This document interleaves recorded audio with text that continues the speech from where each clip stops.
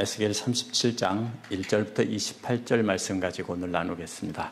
지난주 말씀은 예루살렘의 지도자들을 생리 중인 여인의 부정함에 비유했습니다. 생리 중인 여인은 레위기에 보면 부정하기 때문에 하나님께 나갈 수 없었지만 그것은 오직 본인과 하나님만 아는 것이었습니다. 마찬가지로 스스로 거룩한 척하던 예루살렘의 지도자들은 부정함은 그들과 하나님만 아는 것이겠기에 그렇게 비유하신 겁니다. 그런 부정한 백성들을 이방 나라에 보내셔서 회개하게 하시고 돌아오게 하셔서 회복시킨다고 하셨는데요. 그 이유는 그들이 거룩해서가 아니라 하나님께서 그들과 언약을 맺으셨기 때문이라고 했습니다. 이어지는 오늘 말씀은 영적으로 완전히 죽은 그 백성들, 앞에서는 생리 중인 여인의 부정함에 비유했는데요. 이번에는 마른 뼈로 비유를 합니다. 그래서 골짜기의 마른 뼈로 비유하면서 그 둘을 회복시켜서 하나가 되게 하시고 흩어져 있는 백성들도 모아서 회복시킨다는 것입니다. 그렇게 해서 영원히 하나님과 언약을 맺고 함께 산다고 하는 내용입니다. 1절부터 14절은 마른 뼈와 같은 백성들을 회복시키시는 하나님이 나옵니다. 세번역 1절에 보면 여호와의 권능으로 나를 사로잡으셨다고 했는데요. 원어는 여호와의 손이 내게 임했다라는 뜻입니다. 그리고 여호와의 영이 나를 데리고 나가셨다는 겁니다. 그리고 자신을 골짜기 한가운데 내려놓았는데 거기에는 뼈들이 가득했다라고 했습니다. 에스겔은 그 골짜기 한가운데 착륙했습니다. 수많은 뼈들이 있는 것을 보고 얼마나 놀랐을지 상상해 볼 수 있습니다. 첫 번째로 놀란 것은 뼈들이 정말 많았다는 겁니다. 엄청난 재앙이 있었던 결과입니다. 2절은 여호와 영이 자신을 이끌어서 그 뼈들 가운데로 지나다니며 둘러보게 하셨습니다. 그렇게 둘러보면서 두 번째 놀란 것은 역시 뼈가 많다는 겁니다. 이번에는 뼈들이 골짜기의 지면에 노출되어 있다는 것입니다. 본래 사람의 뼈는 땅에 묻히거나 굴 속에 넣어두는 것이지 땅 위에 버려두는 것이 아닙니다. 그것은 바로 하나님의 심판으로 멸망한 사람이라는 뜻입니다. 그래서 많은 뼈들이 땅에 묻히지도 못하고 그냥 땅 위에 널려 있는 것입니다. 세 번째로 놀란 것은 뼈들이 바싹 말라 있었다는 겁니다. 바싹 말라 있다는 것이 무슨 뜻입니까? 썩고 말라서 아주 오래되었다는 뜻입니다. 오랫동안 방치되었기 때문에 어떠한 생명력도 그 안에 남아있지 않다는 겁니다. 어떤 사람의 뼈인지는 말하지 않고 있습니다. 매장되지도 못하고 골짜기에 버려진 바싹 마른 뼈는 완전히 멸망한 상태이고요. 공포 그 자체입니다. 하나님의 심판으로 멸망한 지 오래되었다는 것입니다. 3절은 여호와께서 에스겔에게 말씀하시기를 사람의 아들아 이 뼈들이 살 수 있겠느냐라고 물었습니다. 에스겔 당시 사람들은 죽은 지 사흘 안 된 사람들은 살 수도 있다고 했습니다. 그러나 나흘이 지나면 살 수 없다라고 믿었습니다. 근데 이 뼈들은 바싹 말라버린 지 오래되었기 때문에 어떠한 생명의 소망도 없습니다. 그런데 에스겔은 없습니다라고 하지 않고 주 여호와여 여호와께서 주께서 아십니다. 이렇게 대답했습니다. 에스겔은 모든 것을 여호와의 권능에 넘겨버린 겁니다. 여호와 하나님은 생명을 주관하는 분이시기 때문에 모든 것이 가능한 것입니다. 4절은 여호와께서 에스겔에게 말씀하시기를 이 뼈들에게 예언을 하고 그들에게 말하라는 겁니다. 그 내용이 뭐냐면요. 원어를 보면 오 마른 뼈들아 여호와의 말씀을 들을지어다 이렇게 되어 있습니다. 마른 뼈들이 마치 살아있는 이스라엘 백성에게 예언하듯 마른 뼈들에게 가서 예언하라는 것입니다. 5절에서 여호와께서 뼈들에게 전하라고 에스겔에게 주신 말씀입니다. 그 내용은 내가 생기를 너희에게 들어가게 하리니 너희가 살아날 것이다 라는 겁니다. 생기라는 말은 영혼이나 성령을 가리키는 말로요. 하나님이 주시는 생명력입니다. 그러니까 6절은 뼈 위에 힘줄을 두고 그 위에 살을 입히고 가죽을 덮고 속에 생기를 넣는다고 했습니다.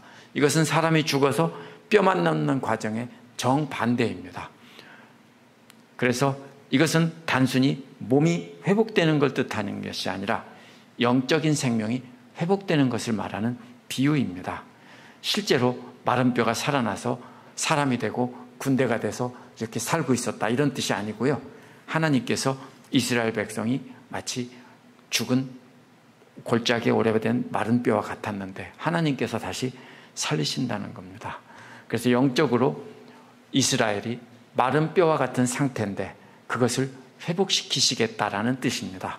7절은 에스겔이 여호와의 명령을 따라 그대로 말했습니다. 에스겔이 이런 말도 안 되는 명령에 순종해서 말하는 중에 뭐라고 합니까?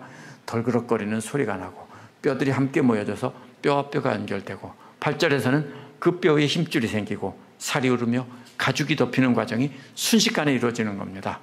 그래서 에스겔은 정말로 놀랐을 것입니다. 그런데 아직은 살아있는 생명체는 아닙니다. 뭐 같겠습니까? 마치 금방 죽은 시체들처럼 누워있겠죠. 9절에 보면 이러한 뼈들이 아니라 생기를 향해서 예언하라는 것입니다. 생기라는 말은 바람이라는 뜻인데요. 사람의 영이나 하나님의 영을 말할 때 쓰는 겁니다.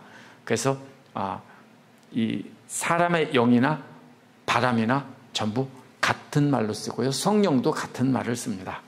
그러니까 역시 여호와께서 이같이 말씀하시기를 이라는 공식으로 생기들에게 말합니다. 사방으로부터 와서 이 죽임당한 자들에게 불어서 살아나게 하라는 겁니다. 그러니까 이 영들이 사방에서 바람처럼 불어와서 이 사람들 속에 들어가서 다 살게 하라는 겁니다. 죽임당한 자들이 묻히지 못하게 하는 것은 언약의 저주에서 나옵니다. 고대 근동에서 언약을 깬 사람들은 땅에 묻거나 무덤에 넣지 않고 그냥 두어서 날짐승과 들짐승이 뜯어먹게 했습니다.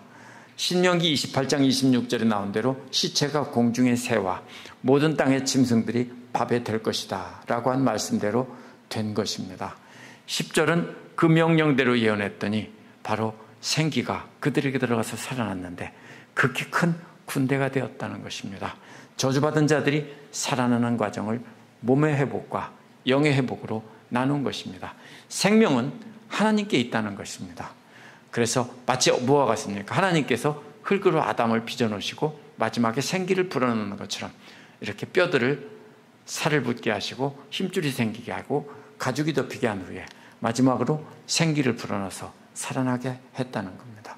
따라서 그들이나 우리나 살아 숨쉬면서 생각하는 것은 우리 속에서 나오는 것이 아니라 하나님께서 불어넣어 주신 것입니다. 그들이 군대가 되었다는 것은 회복된 이스라엘이 하나님의 군대가 되었다는 겁니다. 군대가 뭡니까? 주인의 명령에 순종하는 사람들입니다. 하나님의 군대가 되었다는 것은 하나님의 명령에 절대로 복종하는 사람들이 되었다는 뜻입니다. 11절은 주께서 에스겔에게 말씀하시기를 또 사람의 아들아 라고 부릅니다. 이 환상에 대해 하나님께서 말씀해 주신다는 겁니다. 그래서 11절에서 14절은 이렇게 보여주신 환상에 대한 해설입니다. 11절은 뼈들이 바로 이스라엘 족속 전체를 의미한다고 설명을 합니다.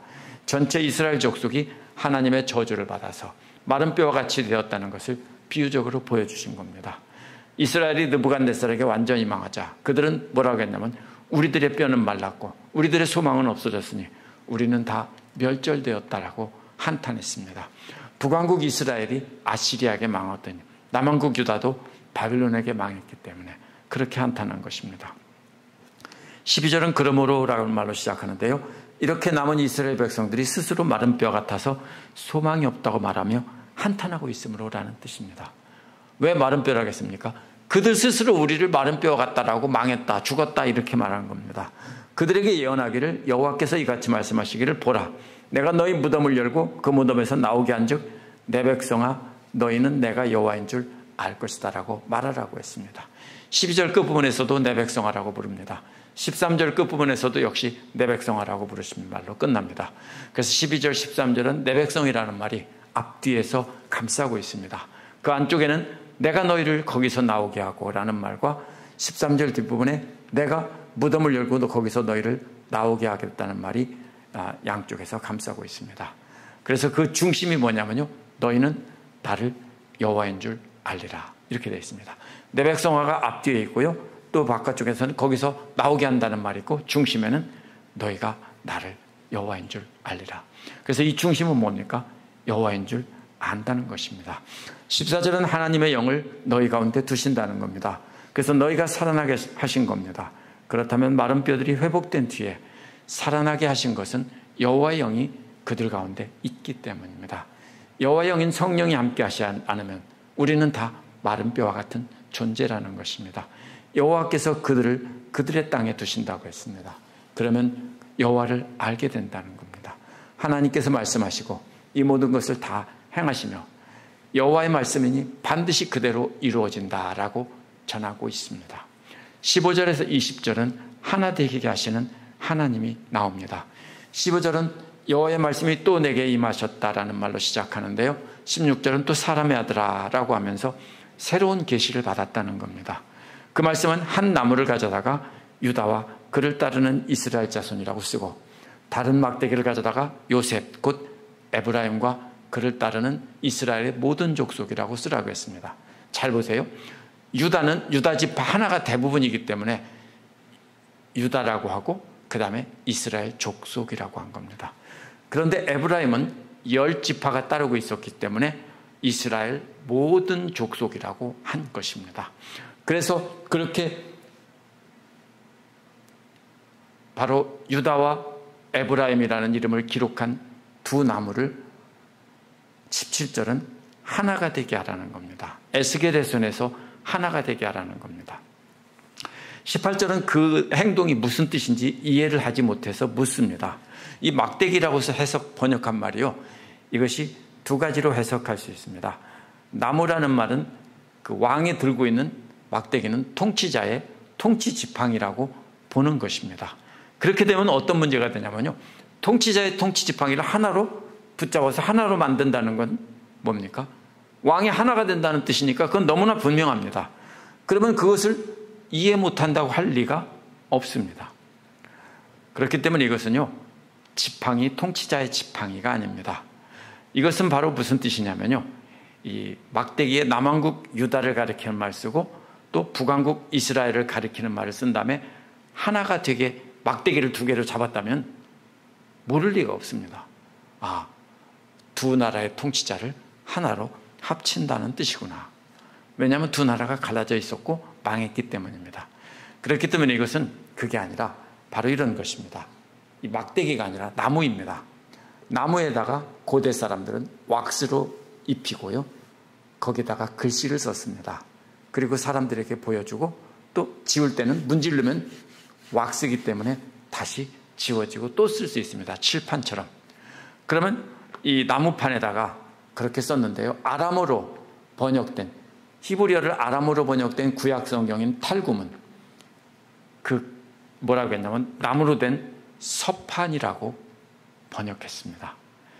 또 영어의 뉴 잉글리시 바이블도요, 역시 우든 태블릿이라고 번역했습니다.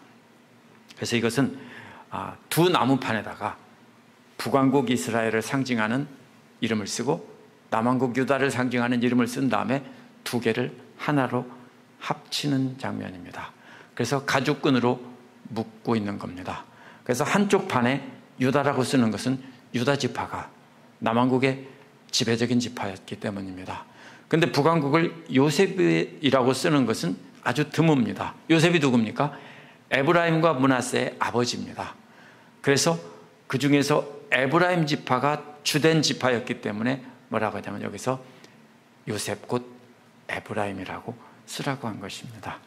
그런데 거기에는 이스라엘의 10지파가 따르고 있었기 때문에 그렇게 말한 것입니다. 이는 왕가의 연합이 아니라 이스라엘 백성 전체를 하나로 합치겠다는 것입니다. 그래서 에스겔이 보여준 행동을 이해하지 못한 사람들이 질문에 대답한 것이 19절입니다. 그들에게 말하라, 주 여호와께서 말씀하셨다 라고 하면서 에스겔이 보여준 동작이 하나님께서 그렇게 하라고 하셨다라고 말합니다. 내가 이 나무판 두 개를 갖다가 이렇게 합쳐서 보여준 게 아니라 하나님이 그렇게 하라고 했다는 겁니다. 여기서 요셉과 그를 따르는 이스라엘 지파들이 먼저 나왔습니다. 게다가 유다는 그를 따르는 이스라엘 자손이라는 말도 없습니다. 어떤 겁니까? 유다 지파는요, 자신들이 정통이라고 생각했고요, 그 중에서 이 말씀을 듣던 사람들은 바빌로니아의 포로로 잡혀갔던 유다 지파 중에서 예루살렘의 지도자들, 높은 사람들입니다. 근데 그들은 최고의 상류층인데 하나님께서 그들의 교만을 꺾어놓은 겁니다. 그래서 먼저 뭐라고 합니까? 너희들이 그렇게 멸시하는 북왕국 에브라임을 먼저 이렇게 놓고 그 다음에 유다 이렇게 놓은 겁니다.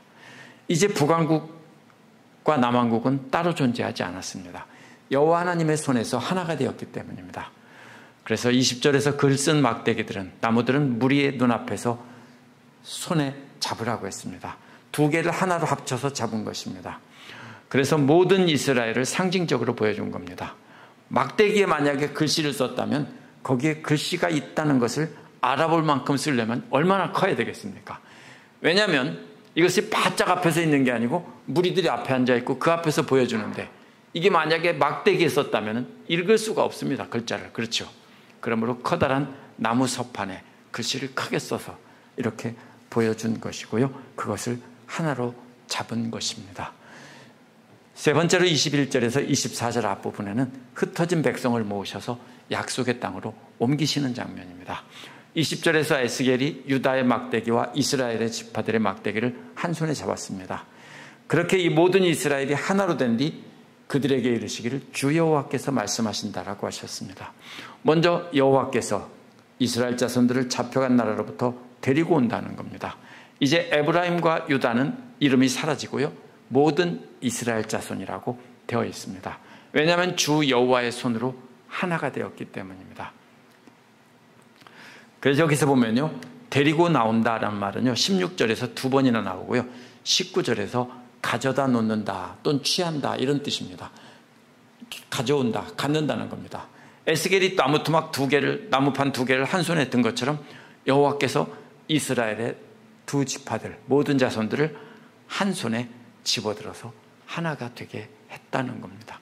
이렇게 집어들어서 하나로 통합하는 것과 짝을 이루는 말이 모은다는 말입니다. 모으는 건 뭡니까? 사방에 흩어진 이스라엘 자손들을 모아오신다는 겁니다.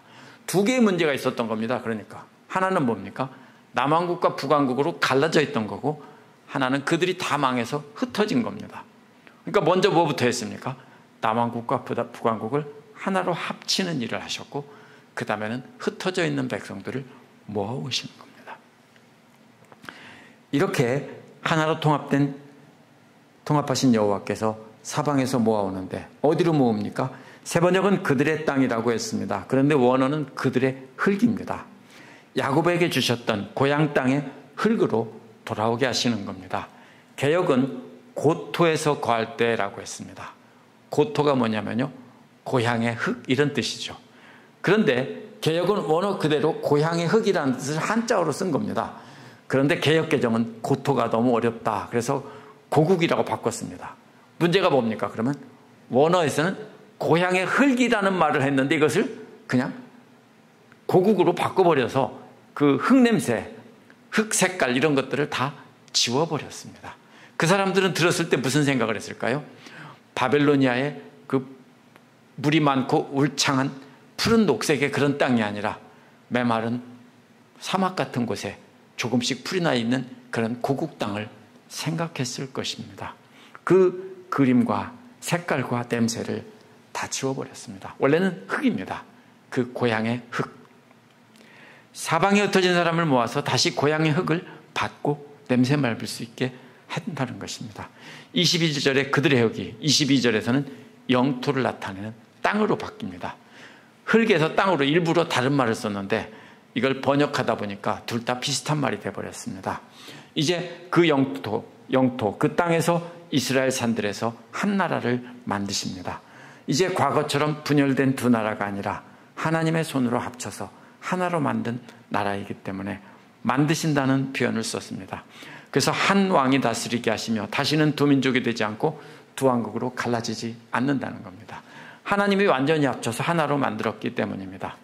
그런데 단순히 하나 되는 것은 아무 의미가 없습니다. 왜 갈라지고 왜 흩어졌습니까? 그것은 우상들과 다른 역겨운 물건들과 그들의 죄악 때문에 더럽혀졌다고 했습니다. 이 세 가지를 보면요, 단계적으로 우상 숭배가 나타납니다. 첫 번째, 우상이란 손으로 만든 다른 신들의 형상인데요, 다른 신들을 만드는 것이 첫 번째 단계입니다. 두 번째는 개역 개정에서는 가증한 물건이라고 했고, 세 번역은 역겨운 것이라고 번역한 말인데요, 이게 뭐냐면요, 우상의 제단이나 부정하게 하는 음식 같은 겁니다. 그러니까 우상을 만들었으면 그 다음에 뭐를 해야 됩니까? 제단을 만들고 거기에 제물을 놔야 되겠죠. 그것이 바로 다 역겨운 것, 가증한 물건들입니다. 단순한 물건이 아니라 우상 숭배하는 행위를 나타내는 겁니다. 우상을 만들었다면 그 다음에 우상을 숭배하는 것이고, 범죄란 그렇게 우상으로 자신을 더럽히고 우상을 숭배하는 행위를 한 뒤에 마지막에는 우상의 편에 서는 겁니다. 우상의 군대가 되어서 하나님께 반역한다는 뜻입니다. 그것이 범죄라는 말의 뜻입니다. 23절 뒷부분에서도요, 하나님께서 정결하게 하는 과정이 역시 세 단계로 나타나 있습니다. 앞에서 나온 우상 숭배의 세 단계가 우상에게 완전히 넘어가는 단계라면, 이제 하나님께서 회복시키는 과정은 반대로 진행이 됩니다. 이들은 스스로 우상 숭배를 하며 하나님을 대적했는데 그것이 우상들에게 포로가 되었다는 것도 모르고 있습니다. 죽게 되었다는 것도 모르고 있습니다. 그래서 하나님께서 첫 번째로 그들을 구원하신다는 겁니다. 적들에게 사로잡혀서 곧 죽을 목숨들을 구원해 주시는 겁니다. 두 번째로 어떻게 구원해냅니까? 온갖 범죄한 모든 처소에서 구원해 내신다고 했습니다. 스스로 우상 숭배에 빠지고 우상의 편이 되어 하나님을 대적하면서 스스로 포로가 된 줄도 깨닫지 못하고 있었는데 하나님께서 군대를 끌고 가서 그들을 구해내시는 겁니다. 그리고 두 번째 단계는 깨끗하게 하시는 겁니다. 구해내기는 구해냈는데 부정한 우상 숭배하는 자들을 하나님과 함께 있을 수 없습니다. 그래서 씻어주시는 겁니다. 요한계시록에서도 예수님의 피로 씻어주신다는 게 나오죠. 셋째는 그들은 내 백성이 되고 나는 그들의 하나님이 된다는 겁니다. 구해내고 씻기고 이번에는 하나님 편에 서는 겁니다. 앞에서 나온 것과는 반대로 되어 있습니다. 이제 하나님과 언약을 맺고 하나님의 소유된 백성이 됩니다. 24절 앞부분은 내 종 다윗이 그들의 왕이 되고 그들 모두 다 한 목자를 갖게 된다고 했습니다. 하나된 백성의 왕은 하나님의 종입니다. 이 종은 또한 목자입니다. 목자는 양을 지키고 돌보는 사람인데 주인이 따로 있습니다. 다윗 역시 하나님의 양떼인 이스라엘 백성들을 지켜주고 돌보는 목자입니다. 그래서 24절 뒷부분에서 28절은 회복된 공동체와 하나님께서 영원한 언약을 맺으시는 장면이 나옵니다. 세 가지가 나옵니다. 24절 뒷부분에는요. 첫째는 규례를 준수한다고 했는데 규례란 규례를 준수한다는 말은 계속해서 걷는다는 뜻입니다. 규례가 뭐냐면요. 현명한 재판을 내린 기록입니다. 이것은 하나님께서 직접 하라 하지 말라 명령한 게 아닙니다. 하지만 어떻게 하는지 알 수 없을 때 성경에 직접 나와 있지 않으면 어떻게 합니까? 성경의 기록들을 통해서 우리가 판단해 볼 수 있습니다. 아, 이런 때 이런 말씀이 있으니까 내가 이렇게 해야 되겠구나 하고 하는 겁니다. 명령은 뭡니까? 간음하지 말라, 살인하지 말라 이건데요. 그게 안 나온 것들이 있어요. 어떻게 해요? 그런 때는요. 하나님의 현명한 판단의 기록을 보고 아, 우리는 이렇게 하면 되겠구나 이렇게 하는 겁니다. 둘째와 셋째는 규례를 간직하는 것과 그거를 만들어가는 겁니다. 규례라는 말은 제가 시편 강의할 때 많이 나왔는데요. 규례나 율례는 그날 지켜야 될 말씀의 다발인데 일꾼에게 너는 오늘 이만큼 일해라고 묶어준 다발입니다. 무슨 뜻입니까? 그날 하루에 받은 말씀입니다. 우리가 묵상하는 말씀이 바로 그런 것입니다. 하나님께서 하루에 내린 작업짓입니다. 오늘은 여기서부터 여기까지 일해라 이겁니다. 그런데 그것을 간직한다는 건 뭡니까? 그 받은 말씀을 가지고 있는다는 뜻입니다. 잊어버리지 않으면 뭡니까? 뭘 해야 되는지를 알겠죠? 그 다음에 만들어가는 것은 그 받은 말씀을 행동으로 옮기는 겁니다. 세 가지입니다. 잘 기억하십시오. 첫 번째는 우리가 판단하기 어려울 때는 우리가 생각하는 게 아니라 하나님의 말씀에 근거해서 판단을 해보는 겁니다. 그 다음에 구체적으로 이렇게 하라고 정해준 말씀은 그날 지켜야 될 말씀은 간직하고 그 다음에 행동으로 하는 겁니다. 그것이 바로 하나님의 백성들이 해야 될 순서입니다. 25절은 그렇게 하나님께서 하나님의 종 야곱에게 준 그 땅에서 그렇게 하면 살게 된다는 겁니다. 야곱은 이스라엘의 직접적인 조상의 이름입니다. 나라의 이름이 이스라엘인 것도 야곱의 다른 이름입니다. 그래서 이스라엘의 12아들이 곧 이스라엘의 12지파입니다. 그동안 하나님의 명령에 불순종해서 그 땅에서 쫓겨나 바벨론의 포로로 잡혀갔는데 이제는 그 땅에서 영원히 살고 다시는 쫓겨나지 않는다는 겁니다. 그런데 주의할 것은 이 나라는 혈통의 이스라엘이 아닙니다. 다윗도 다윗 왕이 아닌 예수 그리스도인 것처럼 이스라엘도 새로운 하나님의 백성입니다. 하나님의 백성들이 하나님께서 주신 나라에서 영원히 산다는 것입니다. 그 땅에서 자자손손 영원히 산다고 했는데요. 자자손손이란 그들의 아들과 또 그들의 아들들, 또 그들의 아들들, 이런 뜻입니다. 자손 대대로 영원히 그 땅에서 거한다는 것입니다. 또 하나님의 종 다윗이 영원히 그들의 왕이 된다고 했는데요. 왕이란 히브리어로 멜렉인데 여기서는 멜렉이 아닌 나시입니다. 나시는 뭐냐면 왕자라는 뜻인데요. 통치자라는 뜻입니다. 그렇기 때문에 이것은 왜 하나님이 왕입니다. 그리고 하나님께서 임명한 통치자입니다. 원래 다윗도 왕이 아니라 하나님이 왕이시고 다윗은 목자이고 하나님께서 백성을 맡기라고 통치하라고 맡겨주신 통치자입니다. 그래서 왕이라고 하지 않고 왕자라는 말을 쓴 것입니다. 26절은 여호와께서 그들과 화평의 언약을 맺으신다고 했는데 영원한 언약이라고 했습니다. 절대 하나님 편에서 깨지 않으십니다. 그들을 견고하게 하고 번성하게 한다는 것인데 견고한다는 말은 본래 준다는 뜻입니다. 약속의 땅을 주셔서 정착하게 하신다는 겁니다. 그리고 그 땅에서 그들의 수가 늘어나게 하신다는 겁니다. 아브라함과 모세와 언약을 생각나게 하는 말입니다. 하나님께서는 새 언약을 세우는 거지만 결국 아브라함과 모세와 맺으신 언약의 연결선상에 있습니다. 내 성소를 그들 가운데 둔다는 말도 역시 견고하게 한다는 말과 같이 똑같이 둔다는 말입니다. 땅을 주시고 번성하게 하는 것은 하나님께서 성소를 주시고 성소가 그들 가운데 있게 하는 겁니다. 땅만 주는 게 아니에요. 땅이 있고 숫자가 늘어나게 하는데 그 안에 성소가 있고 성소가 안에서 그 안에서 성소를 주시고 그 성소가 영원히 그들 안에 있게 하는 겁니다. 하나님의 성소가 영원히 있어야 번성하는 겁니다. 그래서 영원히 함께 하신다는 약속입니다. 27절은 그렇게 주신 약속의 땅에서 영원한 성소도 주시고 성소에 하나님의 처소가 있게 될 것이고 하나님은 그들의 하나님이 되고 그들은 하나님의 백성이 된다는 겁니다.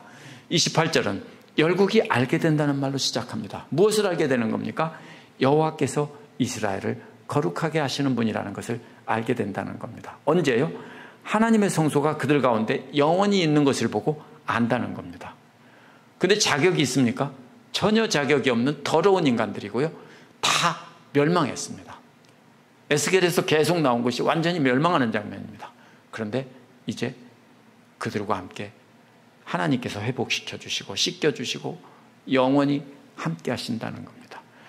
왜냐하면 하나님은 거룩하신 분이기 때문에 그들이 거룩하지 않으면 살 수가 없습니다.